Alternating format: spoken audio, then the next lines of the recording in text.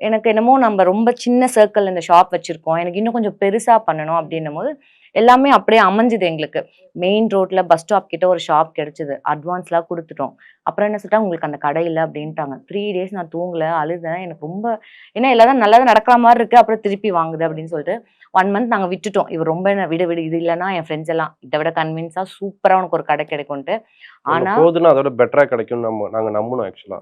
ஆனா அதே கடை எங்களுக்கு திருப்பி வந்துச்சு. அதே ஓனர் கால் பண்ணி இன்னொருத்தவங்க கேன்சல் பண்ணிட்டாங்க. உங்களுக்கே அந்த கடை தரோன்ட்டு.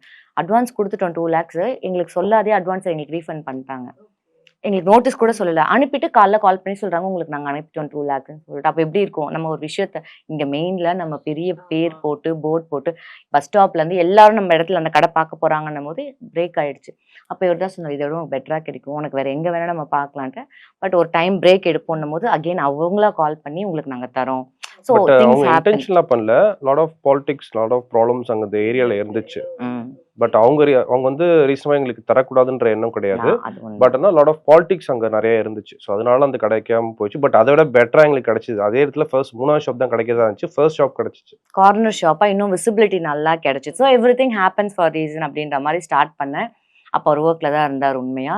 இப்போ நீங்க வந்து ஃபுல்லாவே பொட்டிக் இதுல ஆமா. வந்துட்டீங்களா ஸோ சார்? டிசம்பர் தான் நாங்க ஸ்டார்ட் பண்ணோம் அந்த ஷாப்ப. ஸோ அதுவரைக்குமே அப்ப வந்து மேனேஜரா மாறி ஹி வாஸ் ஏர்னிங் மோர் தென் 1 லேக் அந்த ஆஃபீஸ்ல.